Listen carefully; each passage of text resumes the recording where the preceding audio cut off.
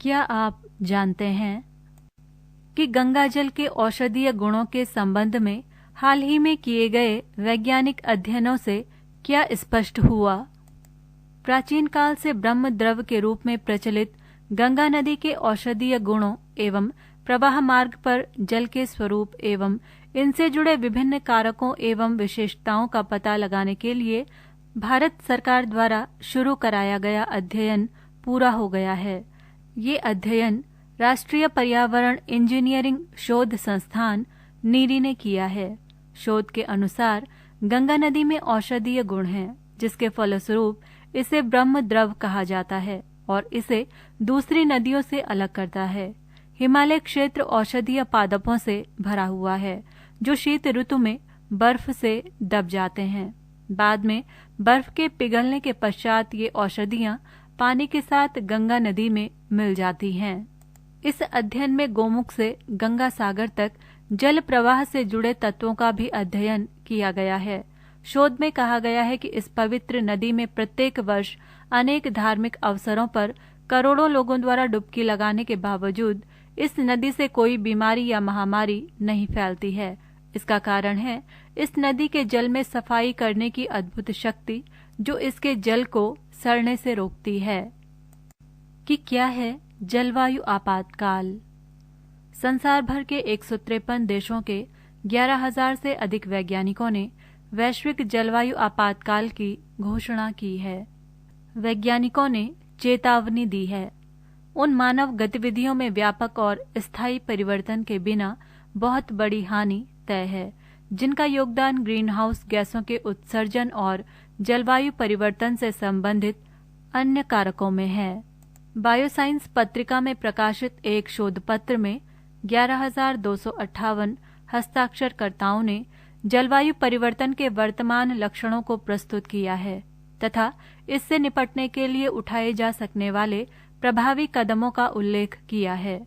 जलवायु आपातकाल की घोषणा ऊर्जा उपयोग, पृथ्वी के तापमान, जनसंख्या वृद्धि, भूमि क्षरण, पेड़ों की कटाई, ध्रुवीय बर्फ का द्रव्यमान, उत्पादन दर, सकल घरेलू उत्पाद और कार्बन उत्सर्जन सहित एक व्यापक क्षेत्र को कवर करने वाले सार्वजनिक रूप से उपलब्ध डेटा के 40 से अधिक वर्षों के वैज्ञानिक विश्लेषण पर आधारित है।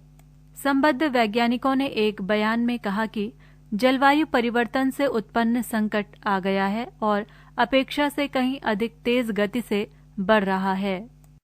कि रैमटेट इंजन क्या है?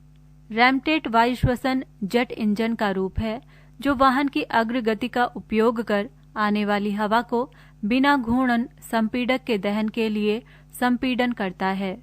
ईंधन को दहन कक्ष में अंतक्षेपण किया जाता है, जहां वो गर्म संपीड़ित हवा के साथ मिलकर प्रज्वलित होता है। रैमटेट चालित वाहन को सहायता प्राप्त उत्प्रस्थान चाहिए, जैसे रॉकेट के लिए सहायता त्वरित गति आवश्यक है, जहां प्रणोद उत्पन्न करना होता है। रैमटेट सुपरसोनिक गति लगभग माख 3 अर्थात ध्वनि की गति से 3 गुना में सबसे अधिक कुशलता से काम करती है और माख 6 की गति तक संचालित कर सकते हैं। हालांकि जब वाहन हाइपरसोनिक गति तक पहुंच जाता है तो रैमटेट की दक्षता कम होने लगती है। कि कंप्यूटर की सामान्य मापन अंक पद्धति क्या है? कंप्यूटर की सभी कार्य प्रणाली अंक पद्धति पर आधारित होती है। जब कंप्यूटर में डाटा डालते हैं तो वो मेमोरी में जगह घेरता है।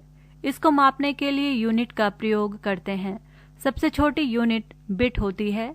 अन्य इकाइयों का सोपानिक क्रम निम्नवत है। 8 बिट बराबर 1 बाइट, 1024 बाइट बराबर 1 किलोबाइट, 1024 किलोबाइट बराबर 1 मेगाबाइट, 1024 मेगाबाइट बराबर 1 गीगाबाइट, 1024 गीगाबाइट बराबर 1 टेराबाइट। कि जेंडर बजटिंग क्या होती है? सभी क्षेत्रक नीतियों एवं संबंधित बजटीय संसाधनों के आवंटन में लिंग मूलक भेदभाव को समाप्त करते हुए महिलाओं के उत्थान के लिए किए जा रहे प्रयासों का सुस्पष्ट उल्लेख करना जेंडर बजटिंग कहलाता है। कि मौलिक अधिकार क्या होते हैं? मौलिक अधिकार नैसर्गिक एवं अप्रतिदेय अधिकार हैं जो राज्य कृत्य के विरुद्ध एक गारंटी के रूप में हैं। इन्हें केवल आपातकालीन स्थिति में ही निलंबित किया जा सकता है। भारतीय संविधान के अनुच्छेद 358 एवं 359 में मूल अधिकारों के निलंबन संबंधी प्रावधानों का वर्णन किया गया है कि रक्त ग्लूकोज स्तर सामान्यतः किसमें व्यक्त किया जाता है। रक्त ग्लूकोज स्तर मिलीग्राम प्रति डेसीलीटर में व्यक्त किया जाता है। रक्त में ग्लूकोज की सामान्य मात्रा 100 मिलीग्राम प्रति 100 ml होती है। रक्त ग्लूकोज के नियमन के लिए अग्न्याशय से इंसुलिन नामक हार्मोन का स्राव होता है। इस हार्मोन की कमी से रक्त में ग्लूकोज की मात्रा 300 से 500 मिलीग्राम प्रति 100 ml रुधिर तक बढ़ जाती है, जिससे मधुमेह का रोग हो जाता है। पृष्ठ संख्या 184 कि अम्ल वृष्टि का कारण क्या है।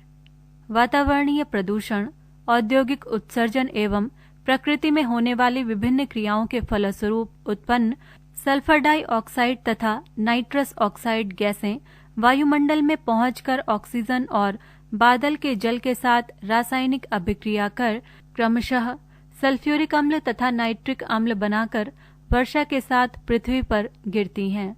इसे अम्ल वर्षा कहते हैं। पृथ्वी के संपर्क कर अम्ल वर्षा मृदा को अभूतपूर्व क्षति पहुंचाती है। अधिक अम्लता के कारण अम्ल के हाइड्रोजन आयन एवं मृदा के पोषक धनायन यथा पोटेशियम एवं मैग्नीशियम के बीच आदान प्रदान होता है। इसके फलस्वरूप पोषक तत्वों का निक्षालन अर्थात लीचिंग हो जाती है एवं मृदा की उर्वरता समाप्त हो जाती है।